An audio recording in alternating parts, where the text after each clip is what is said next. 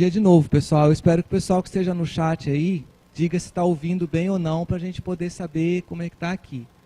Nós estávamos falando sobre o 30º CBTD, Congresso Brasileiro de Treinamento e Desenvolvimento, que é um dos principais do Brasil, né, e nessa área de gestão de pessoas, na área de treinamento e desenvolvimento de pessoas. Então, e nós estávamos dizendo que nós não vamos esgotar todo o conteúdo, nós vamos fazer 3 dias de multiplicação, hoje, amanhã e depois, e nós vamos continuar ainda em janeiro ou fevereiro, nós faremos um workshop sobre a apresentação de trabalhos, na verdade, como você montar, estruturar a sua palestra, o seu curso, ou quem sabe até um livro que você queira. A técnica funciona para todo o conteúdo que você queira passar. Hoje nós falaremos sobre as 2 palestras dos 2 filósofos, do Clóvis de Barros Filho e Mário Sérgio Cortella. Uma abriu o congresso, a outra encerrou o congresso. As 2 foram sobre o tema do congresso, protagonismo. Amanhã nós falaremos sobre mentoria, Sidney Oliveira. Ele trouxe um workshop muito completo, foram 3 horas de trabalho e a gente tentou captar toda a essência do que ele estava dizendo, porque vai ser muito útil para todos nós, né? Então eu espero que a gente consiga repassar pelo menos a parte mais interessante da palestra do Sidney. E as palestras menores, os eventos que tiveram menos impacto para a gente, nós vamos falar no dia 16, mas que são importantes também, né? A educação para aposentadoria, como as empresas estão vendo isso no Brasil, né? O futuro da educação corporativa, as tendências que alguns pesquisadores, alguns palestrantes têm visto, e algumas metodologias de aprendizagem que estão sendo vistas como importantes para as empresas hoje em dia. Então, como eu sou mais tagarela, eu vou falar mais que a Elza, né? Mas a Elza está aqui para me dar apoio moral. Tá bom? Então vamos começar falando sobre Clóvis de Barros Filho. Clóvis de Barros Filho falou sobre protagonismo.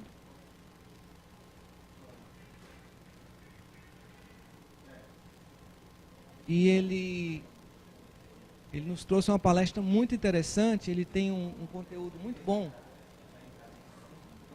Só minha assistente está no meu telefone. Tudo bem, desculpa aí, pessoal. E a primeira coisa que ele falou foi isso, que quem é responsável pela carreira é cada um de nós.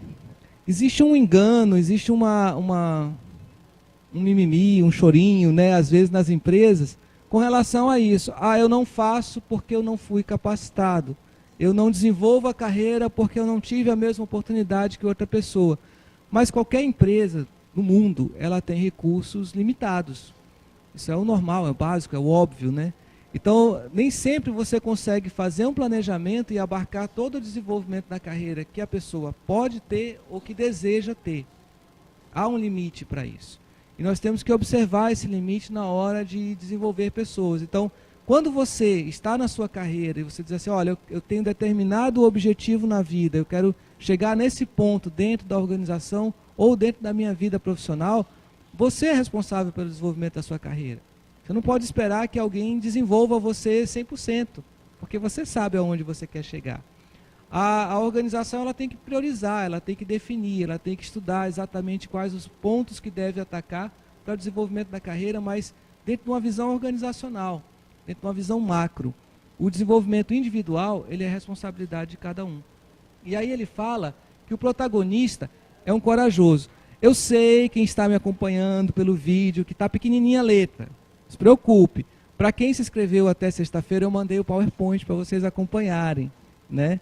Então, vocês têm como olhar isso lá, só anotem o que for a mais, tá? Mas o PowerPoint foi mandado para vocês e quem não tem é só pedir que a gente manda, tá bom? Então, ele falou que o protagonista é um corajoso, porque ele faz as escolhas e assume as responsabilidades pelas consequências. Não dá para você pensar, eu sou protagonista e sou covarde. Eu sou protagonista e não arco com as consequências, né? Se você é um protagonista, você é o ator principal da sua vida, você também tem que arcar com as consequências disso. E é por isso que ele fala que quem não é protagonista é um moita. O moita não é muito da turma mais nova, né? Quem era da turma mais antiga, principalmente quem como eu foi criado no meio militar, via muito a figura do moita. O moita é aquele cara que ficava por trás do muro, assim, só se via o olhinho dele observando tudo. Então as pessoas pichavam os muros, pichavam as paredes das casas. O moita está te olhando. O moita isso, o moita aquilo. Então, e a gente ainda fala, ficou só na moita, né? Então o moita é aquela pessoa que não está assumindo a responsabilidade pela vida, está só observando. Nós vimos isso agora no final de semana, né? Onda de protestos no Brasil, contra, a favor, impeachment, sem impeachment e tal. E aí as pessoas dizem assim, não, eu vou ficar na moita, eu não vou para a rua, né? Porque está muito quente, né? Eu vou ficar em casa. Então, ou eu sou protagonista de uma história e defendo uma posição, ou eu sou um moita e espero acontecer, deixa a vida me levar, a vida leva eu. E aí ele está falando, olha, você não sendo isso, você está terceirizando a sua vida. Sendo um moita, você está terceirizando a sua vida. Então arca também com as consequências. Isso também é um protagonismo. Terceirizar a sua vida também é um protagonismo. Você está assumindo a ideia de que alguém pode decidir por você. Assuma as consequências por isso, não lamente. O processo de massificação da autoajuda e a terceirização de vida corresponde a um desprezo por sua inteligência. Essa é uma fala bem dura do Clóvis, né? Então, quando você chega e olha lá na livraria, né? 3 fórmulas mágicas para o sucesso, fique rico já, não sei o quê, e começa uma ideia assim de que você lendo um livro, lendo 2 livros, você vai resolver todos os problemas da sua vida de uma vez. É um desafio à sua inteligência. Quer dizer, será que só isso funciona para todo mundo? Né? Aquilo que está lá na revista fulano de tal resolve a vida de todo mundo vai ser feliz a partir daquilo ali. E se todo mundo fizer aquilo, qual a consequência para os outros? Então as coisas não são tão simples assim.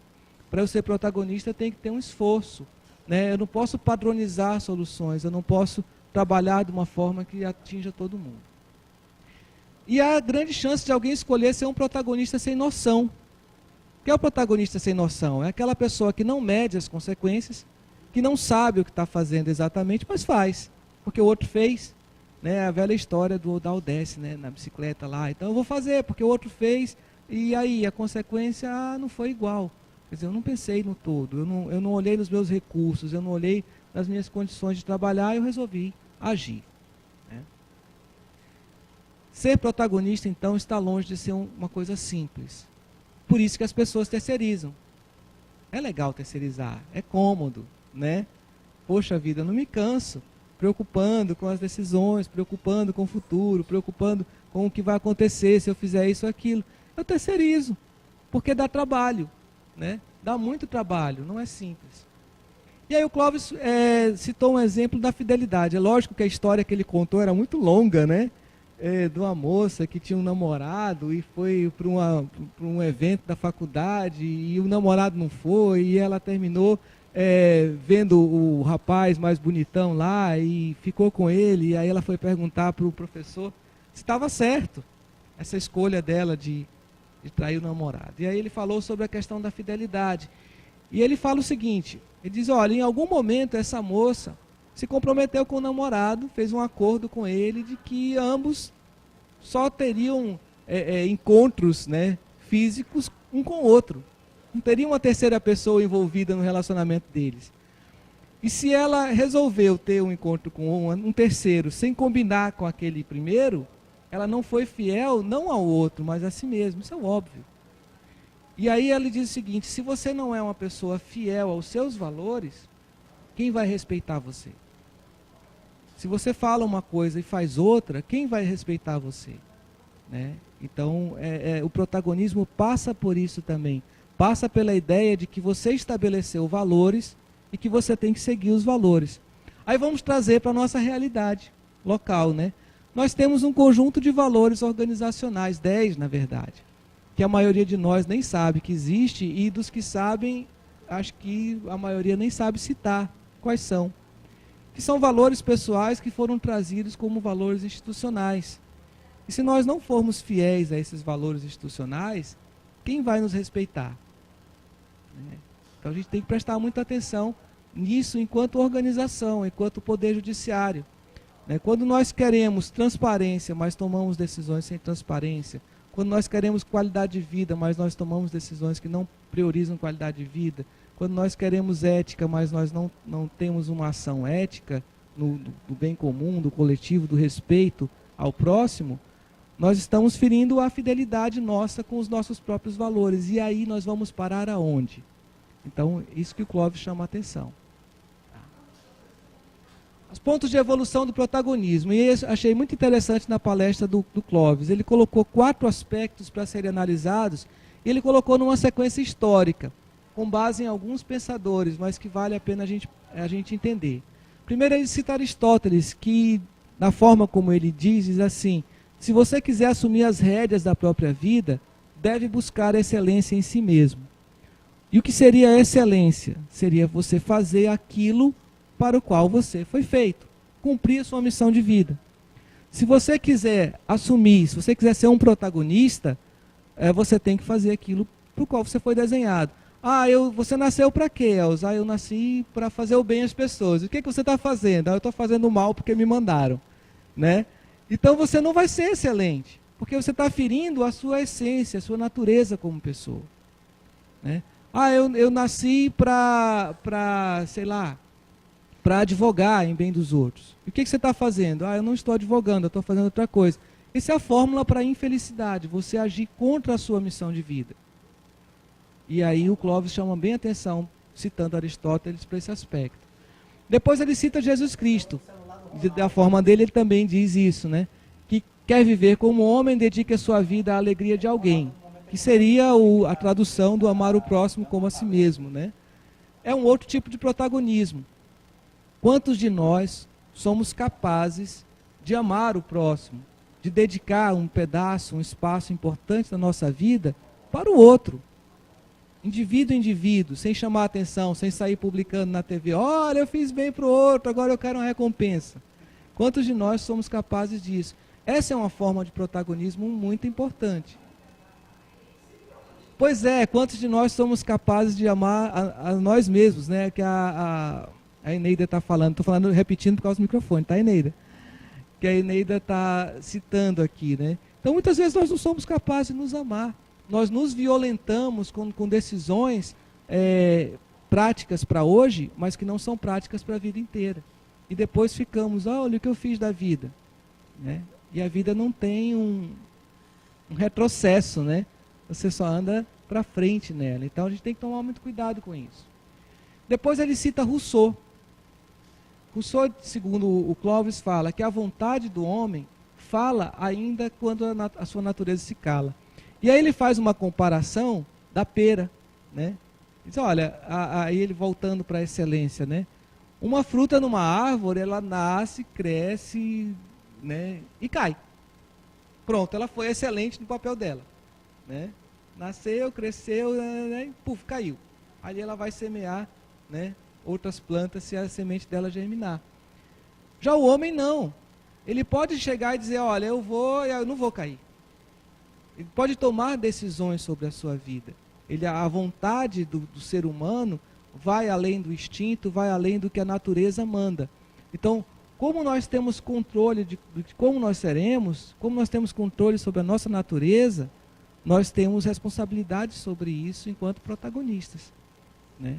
E aí abre-se um leque enorme de opções do que nós vamos fazer da nossa vida.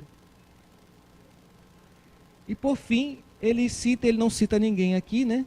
Ele diz que o protagonismo também é coletivo. Somos capazes de decidir como queremos conviver. E isso se chama ética, né? Então, não adianta eu pensar no protagonismo para mim mesmo, buscar a excelência de mim mesmo, atender só a quem eu quero que atenda, ferir às vezes aquilo que é natural em mim para poder fazer isso, e não cuidar da minha relação de conjunto. A relação de conjunto é importante, né? Na administração a gente diz que os problemas de hoje são consequências dos atos de ontem, das decisões tomadas ontem, das soluções dadas ontem. Isso é muito comum a gente ver, né? Nós estamos reclamando disso, mas nós temos que entender que nós estamos passando por isso e aquilo, porque em algum momento decidimos tomar determinado rumo e não corrigimos, né? São escolhas, né? Lembrando a Rosângela aqui, são as escolhas que nós fazemos. Se você olhar, conversar com um piloto de avião, você vai ver, ele te mostrar o mapa do voo, você vai ver que ele tem um mapa certinho, como se fosse uma estrada. Mas se ele encontrar uma nuvem que ele precisar desviar, ele tem que falar para a torre, torre, eu vou ter que desviar tantos graus para não pegar aquela chuva, porque eu não consigo passar. Se ele não fizer isso, a torre não consegue calcular o retorno dele. Porque se você imaginar 900 km por hora, 1 grau de distância, 1 grau de desvio, daqui a 1 hora você está muito distante da sua área. Não é tão simples o cálculo para você retornar para a estrada. A mesma coisa na nossa vida. Você está tomando um rumo e você se desviou daquela ideia, daquele projeto, daquele alvo, por 1 grau, por algum motivo, e você não calculou a rota de retorno, você se perde. E nós encontramos na área de recursos humanos, na área de desenvolvimento de pessoas, muitas pessoas que não conseguem retornar sozinhas, precisam de alguém para tomar pela mão e levar de volta para o caminho, porque simplesmente desviaram 1 grau em algum momento, há 10 anos atrás na vida, e agora as decisões foram se acumulando e não conseguem retornar. Muito bem. Já no fechamento do congresso, nós tivemos o Mário Sérgio Cortella, figuraça e tal. Deixa eu só ver se eu tenho mais alguma observação aqui, não. Cortella é muito bom, né? E ele começou definindo a palavra protagonismo. E ele disse que protagonismo, o radical de protagonismo é agonia. E sempre a palavra agonia nos dá uma ideia de sofrimento. Mas ele explica que agonia, na verdade, é luta, né? Então, passa aí um pouquinho, Léo. Então ele diz que protagonista é aquele que luta a favor, pró, e antagonista é aquele que luta contra, né? Então não é só a pessoa que toma as rédeas da vida, como enfatizou o Clóvis, mas aquela pessoa que luta, e por isso o sofrimento que o Clóvis falou, e por isso que não ser protagonista dá um descanso, porque eu não estou em conflito, nem interno nem externo. Imagina que você está num mundo que se acomodou em determinadas práticas, determinados conceitos. Você querer alterar alguma coisa nesse ambiente, você vai ter que lutar com pessoas que dizem sempre foi feito assim, é assim mesmo, não muda, né? Então você tem que chegar e dizer, opa, peraí, mas por que sempre foi feito assim? Em algum momento não foi feito assim. Em algum momento mudou para chegarmos assim. Se mudou para trás e chegou assim, por que não pode mudar hoje? Ah, porque eu não estou disposto à luta. A luta vai ser muito grande para mudar. Ok. Então aí nós podemos decidir se seremos protagonistas e lutaremos a favor de uma mudança, ou se nós seremos moita, né? Descansados e deixa as coisas acontecerem, conforme acontecer, vai vivendo. Ou se eu vou ser um antagonista, eu vou lutar contra. Eu acho que o antagonismo, dependendo da posição dele, ele é muito mais sofrido.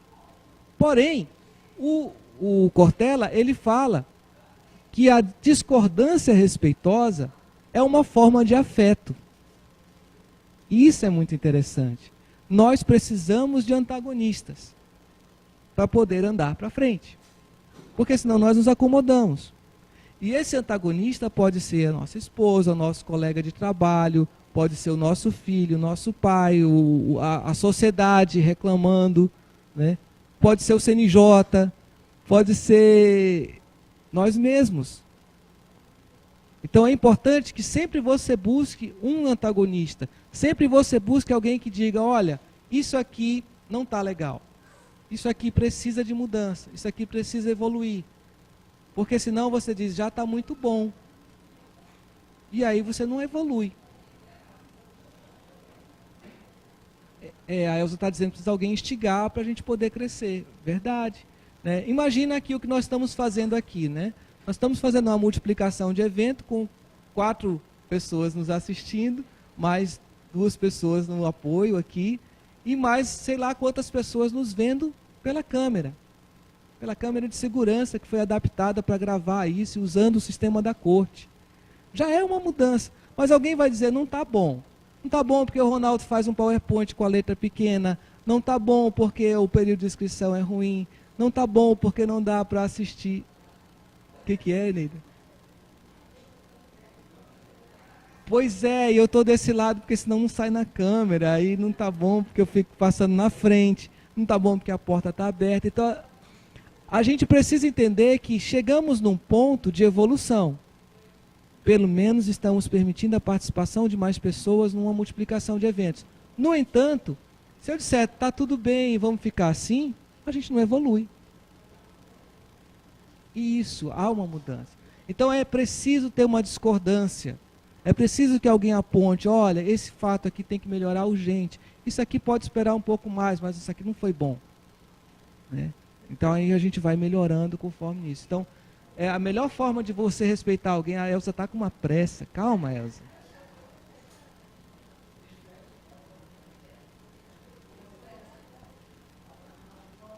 Então eu vou traduzir o que você está falando. A Eneida está dizendo que gosta. Quero.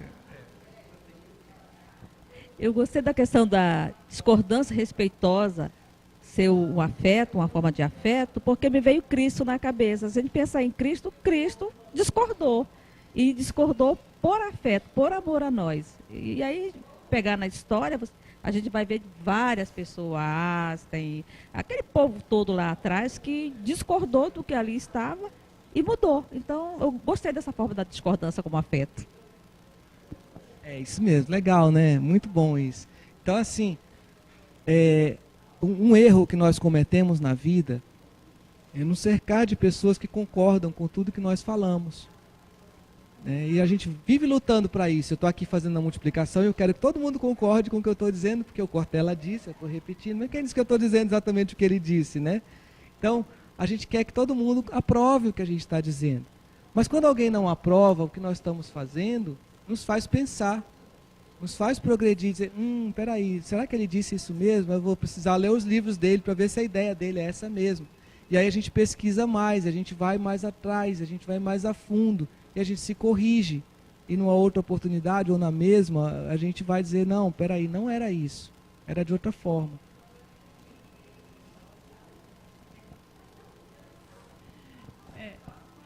Ele falou de um amigo que ele tem, que é um escritor, não lembro o nome, ele falou quem era, mas era um inimigo amigo, não sei como é que define isso daí.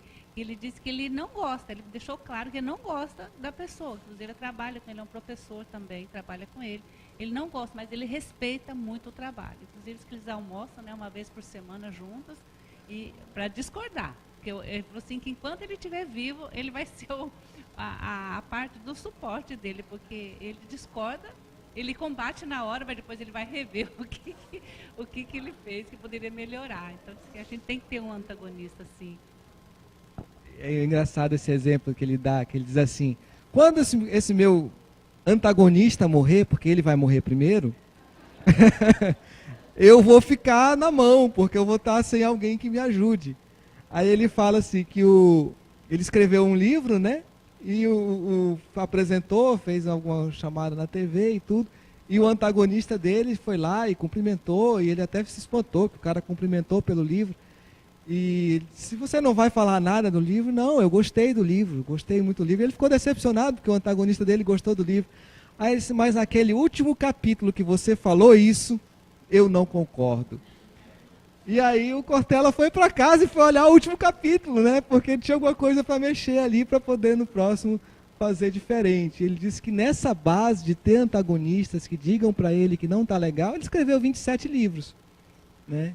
E é assim que funciona. Você escreveu uma grande obra e ninguém disse que não está legal, o que você vai melhorar? Ficou naquela grande obra, né? E parou no tempo. Quem só concorda com você te deixa estacionado. Preste atenção em quem discorda. Essa pessoa te ajuda a crescer. O antagonista precisa também ser competente, né? Então, vamos por parte. Uma coisa é eu aprender a não ter raiva de quem discorda de mim. Posso não gostar, posso querer que ele morra primeiro e tal, mas assim, eu tenho que escutar. Alguma coisa essa pessoa está dizendo, algum sinal ela está me dando que é meu amigo, que eu posso evoluir, que eu posso chegar num ponto melhor, né? saber que todo mundo tem alguém que não agrada, a gente sabe, ninguém agrada a todo, nem Cristo agradou a todo mundo, a gente fala isso, né? Mas fazer o que com o não agradar o outro é que é importante. Se eu não agradei, alguma coisa eu fiz que não foi suficiente, eu preciso melhorar. Agora, um antagonista competente, você escolher um antagonista competente para ouvir, é muito bom, é muito sábio, porque aí você vai ter realmente confiança de que aquela pessoa vai te dar as dicas certas. Porque o antagonista incompetente, ele também te derruba. Ele te dá sinais que são falsos. Aí você vai mudar conforme a opinião da pessoa e você muda para pior, né? Então tem que ter um antagonista competente, a gente tem que ter capacidade de selecionar esse antagonista. Fala, Kenneth.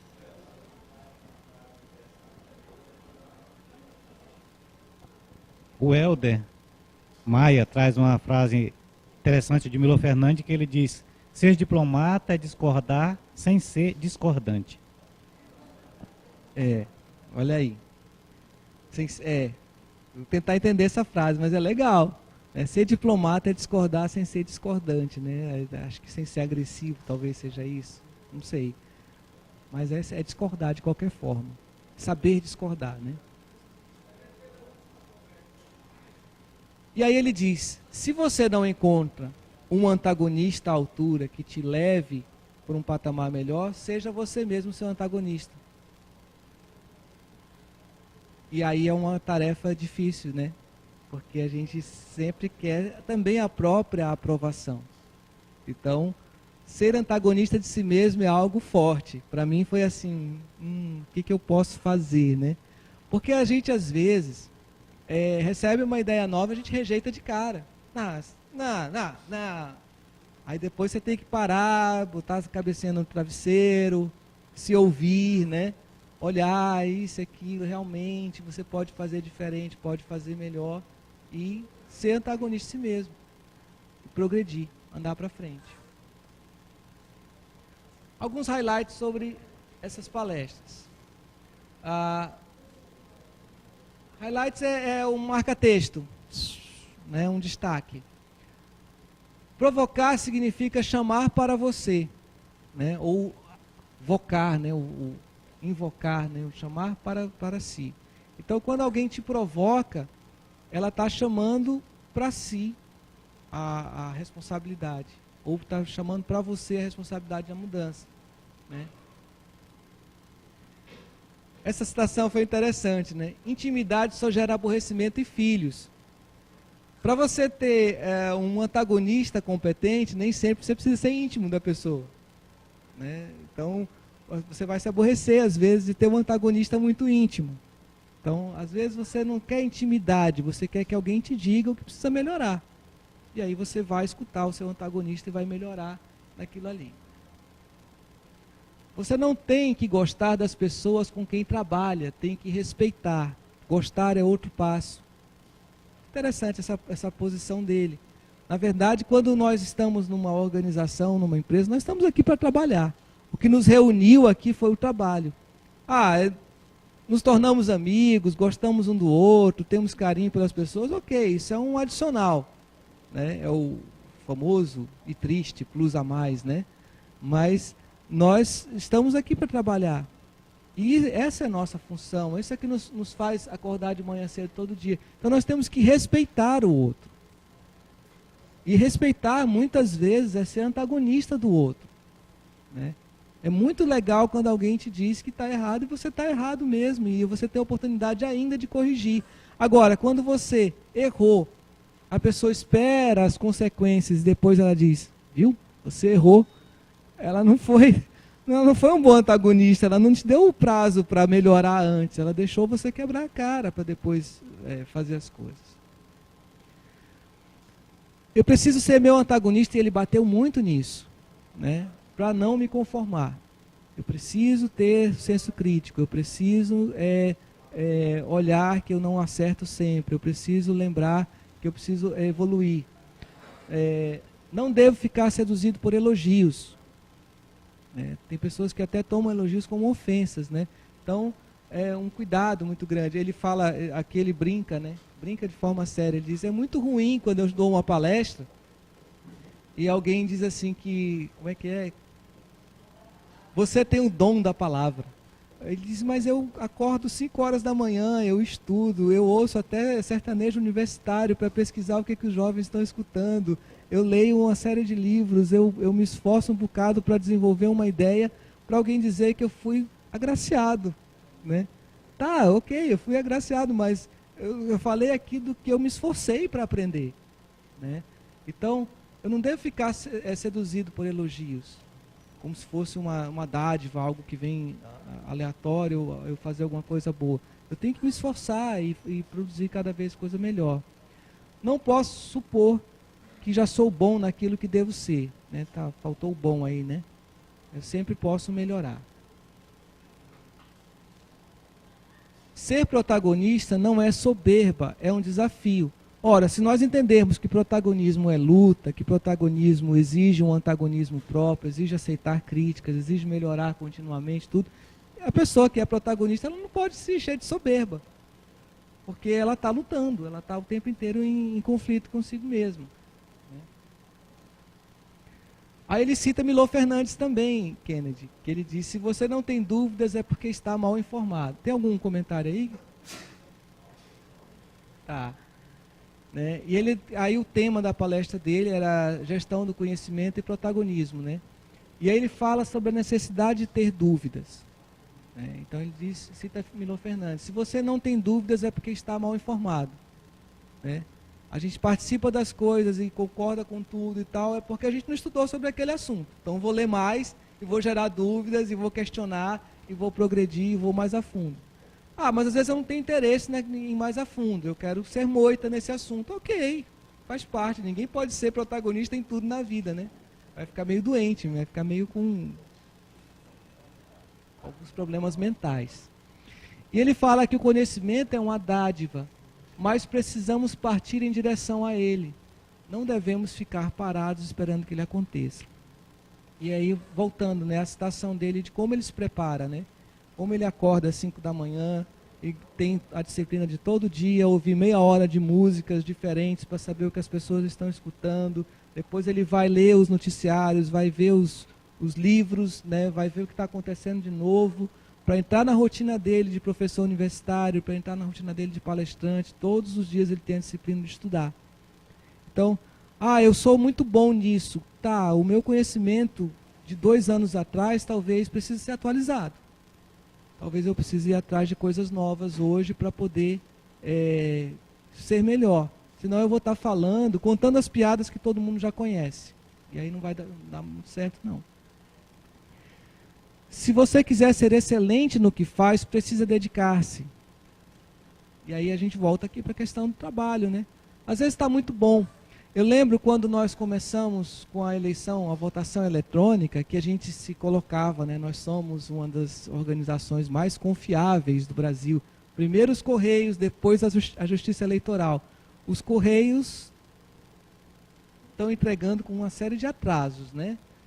E a Justiça Eleitoral está ainda nos louros de 1996, né? Está ainda se dizendo que somos uma empresa muito confiável, sendo que há uma série de questionamentos sobre a nossa atuação, a nossa eficiência. Então, se nós quisermos ser excelentes, nós precisamos parar de ter preguiça. E aí, quando ele chegou nesse ponto, ele bateu muito na questão da preguiça. Nós vamos falar um pouquinho sobre preguiça também nas outras palestras, né? A gente não pode ser preguiçoso e achar que é excelente. A gente tem que se dedicar, a gente tem que ir além, a gente tem que ler, a gente tem que buscar, a gente tem que entender o contexto das coisas para poder ser excelente. Não é só executar bem uma tarefa operacional. Até a tarefa operacional exige conhecimento, exige dedicação, porque senão nós gastamos muito tempo fazendo algo que já foi resolvido, que já tem uma solução melhor para ela. As pessoas se enganam quando julgam levianamente gerações. Basta ver que hoje há adolescentes que leem livros de 500 páginas enquanto as mães estão pintando mandalas, né? Ele coloca esse exemplo. Então, assim, a gente fala, o adolescente de hoje não quer nada, o jovem de hoje não quer nada. Vai ver os livros que eles estão lendo, aquela série Martim, cada um com 600 páginas, né? E as mães estão fazendo o quê? Estão colorindo livrinhos, né? Diz assim, não que as mães estejam erradas de colorir livrinho, já leram seus livros, né? Mas que os jovens, hoje, eles se comunicam escrevendo. Nós nunca tivemos uma geração que escrevesse tanto, né? Hoje quem usa celular no ouvido é velho, né? Ele fala sobre isso. Botou o aparelho celular, já está denunciando a idade, né? A molecada o tempo inteiro está escrevendo. E digitando textos longos com 2 dedos, né? E às vezes só usando o polegar, assim. Então, é uma geração que tem conhecimento sim, que tem se esforçado para aprender sim. Enquanto isso, as empresas continuam achando que os meninos só leem gibis. Isso aqui já é um gancho para amanhã. Quando a gente for falar sobre mentoria, a gente vai falar sobre isso. Nós temos uma turma nova entrando nas organizações públicas e privadas, que vem cheia de gás e vem cheia de informações. E nós estamos pegando e querendo amoldar essas pessoas a uma cultura dos nossos avós, uma cultura patrimonialista, do tempo do Império. E não estamos dando oportunidade para que eles, com o conhecimento que eles trazem, adquiram a experiência que tornem a nossa organização melhor, né? Então nós temos que prestar atenção nisso. Temos jovens que leem, que estudam muito, que estão procurando conhecimento e que às vezes não têm a experiência e a vivência que nós temos. E muitas vezes nós vamos falar da nossa experiência, da nossa vivência, sem contextualizar. E aí nós falamos isso como histórias tristes, né? Ah, no meu tempo a eleição era em cédula, a gente fazia isso. E essa garotada pensa assim, e por que vocês não faziam diferente então? Por que vocês não criaram um sistema que fosse mais prático e fizeram isso de uma forma mais... E aí você vai ficar assim, poxa, mas eu estou aqui tão feliz contando uma história de dificuldade, você vai dizer que teria feito diferente? Teria. Com a cabeça e a informação que eles têm hoje, eles fariam diferente no passado. Agora, se nós contextualizarmos que há 30 anos atrás, se você quisesse informações novas, você tinha que assinar a Folha de São Paulo, pegar aqueles calhamaços de jornal, todos os dias chegando na sua casa, ir numa biblioteca, que para falar com a mamãe no outro estado, tinha que fazer uma ligação interurbana, né? Caríssima. Ou ir no posto da Brasil Telecom, pegar uma fila, para pagar por minuto de conversação. E hoje você tem acesso a qualquer pessoa do mundo por um smartphone, né? É totalmente diferente. Então a gente tem coisas diferentes acontecendo, temos que respeitar isso. Outra coisa, hoje as pessoas têm dificuldade para mentir, isso é um alerta, né? Ai, Ronaldo, estou doente, não vou trabalhar hoje não. Partiu shopping no Facebook, está lá, está se entregando, né? Hoje você tem, alguém cita aqui, quando eu citei as falas do Clóvis sobre Aristóteles, sobre Jesus e tal, eu deixei claro, eu anotei desta forma. Mas, de repente, vocês vão encontrar algum vídeo no YouTube com a fala dele completa do CBTD e vão dizer, ah, ele não falou bem isso não. Então, tudo que você falar hoje, tudo que você escrever hoje, alguém pode contestar porque a informação está muito dinâmica. Hoje você não mente com facilidade, você não engana com facilidade. E a comunicação não depende da tecnologia. Nós até usamos bastante tecnologia, nós até temos feito muita coisa nesse sentido. Mas quem sabe cozinhar, cozinha no fogão a lenha, né? E lá na região que ele mora, até aqui também, né? Alguns restaurantes de fogão a lenha fazem fila, né? Porque o pessoal diz assim, ah, fogão a lenha, deve ser mais gostoso. E é, né? Quem sabe cozinhar, cozinha no fogão a lenha, não precisa do Ultra Plus, do forno ultra eletrônico para, né? Eu acho que robô não sabe cozinhar tão bem quanto a gente sabe, então a gente tem que prestar atenção. Nós vimos muito isso no CBTD. Várias palestras, a Elza participou de algumas a título de pesquisa, né? Sobre novas tecnologias para aprendizagem, né? Ah, vamos usar jogos, vamos fazer... Tinha um negócio lá, eu vou contar essa história. Estou com tempo. Tinha um stand, que era, como é que chamava aquilo ali? Aquele da caneta. Sei o queísta. Eu vou dar um nome, depois eu me lembro. Eleccionista, uma coisa assim.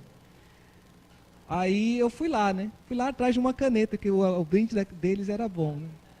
A Elza falou que tinha uma caneta legal e eu fui lá para receber. E ela disse, um que tem um óculos. Um óculos? Tá.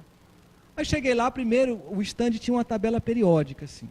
Tabela periódica são 207 elementos, acho que é isso, né? Então, o que é isso aqui, essa tabela periódica?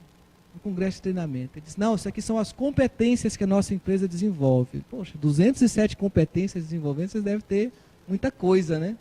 Leccionistas, acho que era uma coisa assim.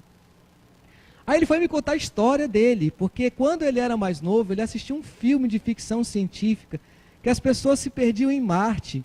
E aí naquela nave, daquelas pessoas perdidas em Marte, tinha um especialista de cada área, um era médico, um era engenheiro, um era não sei o quê, e tinha um cara que não era coisa nenhuma. E aí as pessoas não se entendiam, porque cada um queria ser mais importante naquilo que sabia, e o tal do leccionista lá foi quem conseguiu integrar as competências de todos para desenvolver alguma coisa útil. Com base nisso, ele desenvolveu a empresa dele. Legal, tal, beleza. Todas as empresas precisam de um agregador mesmo para fazer as coisas funcionarem. Tá bom. E aí ele tinha um óculos 3D, que na verdade era um smartphone, colado num óculos lá, com um fone de ouvido para você assistir uma aula virtual, em ambiente virtual. E era assim, o que tinha no conteúdo desse óculos, dessa aula virtual? Tinha uma sala de aula, um quadro branco, um gráfico e um professor em pé, falando. Ora, para que eu vou investir sei lá quanto numa tecnologia para colocar as pessoas isoladas, assim, olhando para o nada com um óculos na frente, para escutar um professor com uma tela falando? O que mudou? Mudou só a tecnologia. Com muito menos hoje, você pega uma palestra como essa que a gente está...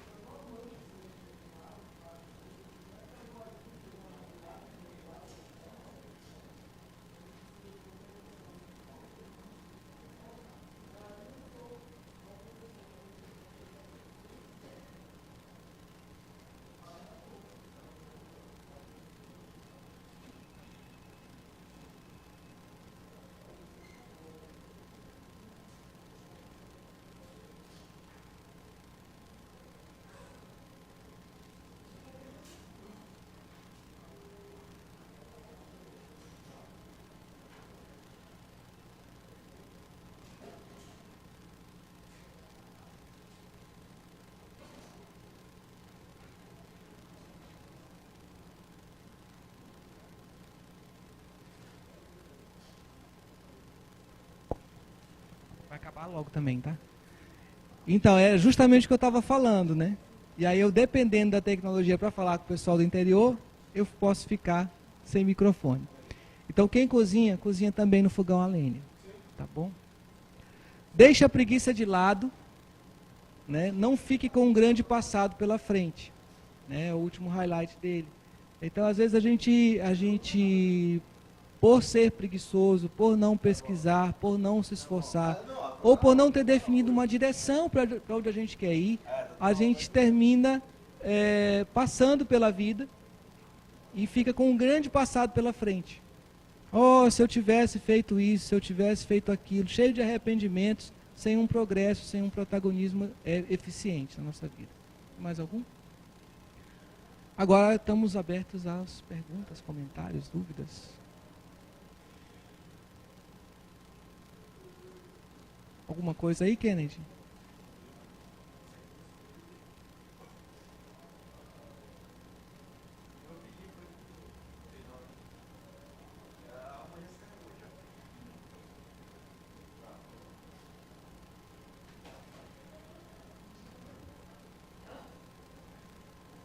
Pois é, a Inês está perguntando quando nós vamos trazer o Cortella.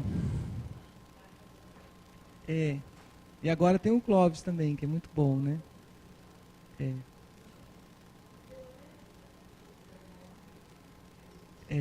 Nós estamos sonhando ainda em trazer o Cortella. A questão do Cortella, eu tenho conversado até com algumas empresas para ver se a gente consegue fazer a parceria trazer. Porque eu não sei quanto ele cobra. Eu sei que o Clóvis cobrou para uma empresa que a gente estava sondando lá, estava conversando lá no congresso, R$28 mil para meia hora de palestra. Né? E o Cortella... eu estou traduzindo o que ele fez assim de graça. Então, por enquanto, nós vamos no YouTube. Né? Uma coisa que nós estamos estudando, que até pensando a partir de uma fala do Cortella, né? O Cortella disse assim, a gente tem que lembrar que o primeiro ensino à distância do mundo foi o livro, né? E é verdade, a gente tem que... Aí me ocorreu isso. Né? Seria algo que a gente vai tentar para o ano que vem, comprar livros de cara como Cortella para dar como complemento de capacitação para algumas pessoas. Eu acho que é interessante. Né? Eu só não tenho como entender isso ainda no processo, vamos pensar nessa possibilidade. Mas a gente está pensando. Hoje o livro do Cortella, o Qual é a Tua Obra, estava a R$16. Então é algo que de repente a gente pode fazer, né? Para trazer. Mas a gente tem que pensar nisso. Agora seria ótimo, né? Pelo menos nós tivéssemos um canal de gestão de pessoas onde a gente pudesse publicar algumas palestras em vídeo para que as pessoas pudessem ver, né? A gente vai sonhando com isso. É a história do antagonismo, né? Falta muita coisa ainda para chegar. Algum comentário, dúvida, Kennedy? Então passa mais um aí, Elza. Amanhã, assim, aqui está a dica, está no PowerPoint, eu vou mandar para quem participou. Para fazer a avaliação da palestra, você vai entrar no PA, tem lá novo documento e tem o formulário de avaliação de evento multiplicativo, que é o mais simples do que o formulário de treinamento. Aí você vai preencher com esse cabeçalho aqui, né, e atribuir notas à apresentação. Tá? E amanhã nós vamos falar sobre mentoria, trazendo a palestra do Sidney Oliveira, sobre temática de desenvolvimento de liderança.